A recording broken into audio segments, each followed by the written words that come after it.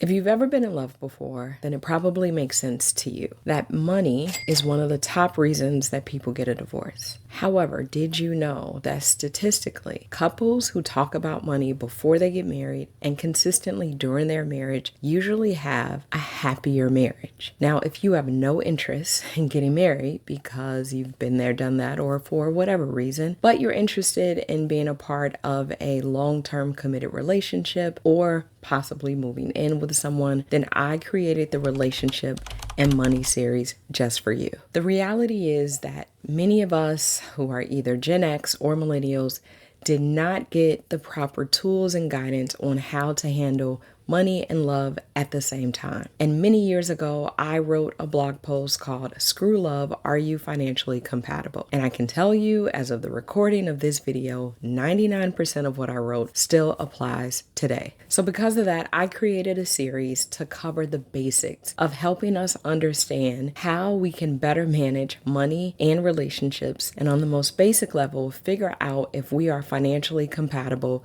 with our partners. This series is intended to help you understand what questions to ask your partner about money, to help you figure out how well aligned you are in certain areas, and if you don't like the answers, maybe what you can do. Whether you're in love or you plan to be in love, the goal is to help you minimize the fights about money in your relationship. Now, before we get into it, I just want to make sure that you understand one point. It is very important for you to understand your own positions about the things that you'll be asking your partner about in order to figure out if you are financially compatible. So you have to know your own positions on these topics. That said, relationships are about compromise, so it's okay if after having a conversation with your partner, you may bend a little or change your position on certain things. That's perfectly normal. However, some of us will bend ourselves into a pretzel in order to make a relationship work to our own detriment. So I want to make sure that as you're having conversations about money with your partner, for the things where you don't see eye to eye, you recognize what your financial boundaries are and you make sure that they're strong enough so that no one can blow a truck through them. So one of the easiest topics to start a conversation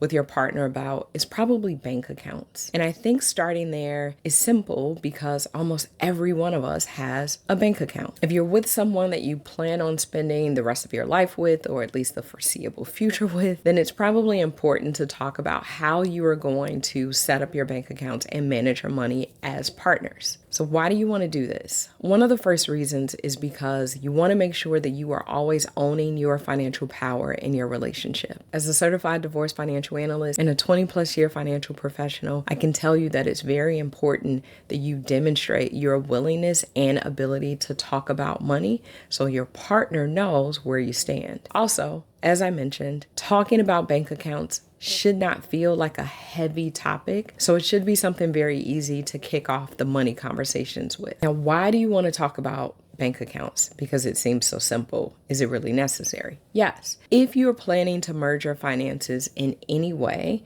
then you need to have a baseline understanding of how your partner currently manages their finances and how they see you managing your finances together. So here are a few questions that you can ask your partner. Number 1, how many bank accounts do you have?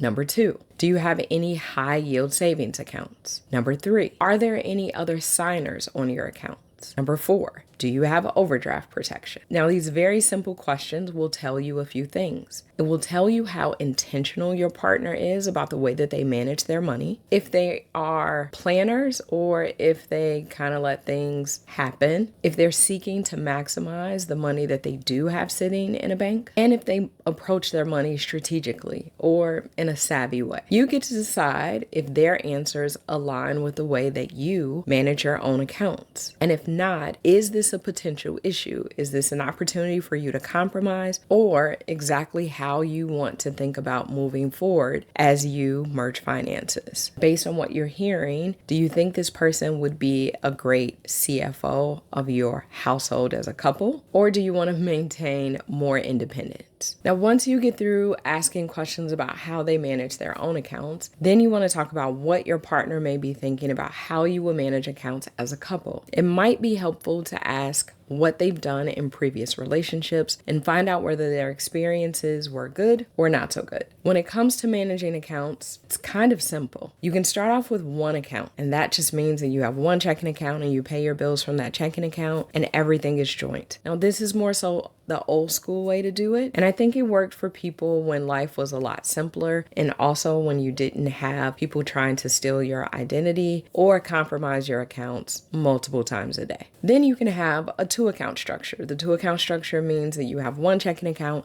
one savings account, and both of those accounts are joint. I think you face similar issues with this because, again, everything is joint. It doesn't leave a lot of room for financial autonomy. You could also have 2 different accounts where both accounts are separate. So you have an account and your partner has their own account and you don't have anything joint. That's not necessarily the most effective way to approach managing your money as a couple, but there are some people that do approach things that way. The next setup could be 4 accounts. You each individually have your own checking and savings account, but nothing is joint. Again, not the most efficient or effective way to manage money as a couple. However, if you decide to maintain 4 accounts, the optimal way could be having 2 accounts that are joint and 2 accounts that are separate. Setting your accounts up this way as a couple reduces dependency while still allowing for transparency and privacy. You can move together as a couple more quickly towards your goals, and each of you still have a level of financial autonomy and independence. So here's the disclaimer to what I just said about the optimal account structure. As you're having conversations and you're listening to your partner's experiences and perspectives, and maybe you're recognizing that they don't do things the way you would do things. Maybe you hear stories that lead you to believe that it's probably better for you to have everything separate. For example, they're consistently overdrawing their account. Then you have to throw any guidance out of the window and do what's best for you. So use your best judgment based on your personal situation. That said, regardless of the route that you choose, it's important that you are unapologetic about having conversations like this and making sure that you're doing whatever you can to protect your financial security. Asking these questions will help you make informed decisions about your financial life, not only as an individual, but also as a couple. And in my opinion, having conversations like this should not be a sign of distrust, disrespect, or dishonor to your partner or your partnership. Now, here's a tip. If you don't plan on having a prenup and you're planning to marry, or you don't plan on having a cohabitation agreement, but you're planning to live together, then one of the things that you can do to protect your financial security is be a bit more proactive and document everything that you have before you marry or before you move in together. Additionally, instead of adding your partner to existing accounts, open completely new separate accounts if you're planning to have joint accounts. This won't offer you full legal protection, but at least it's a step in the right direction. To learn more about money topics like this, check out our recently updated blog post, Screw Love, Are You Financially Compatible?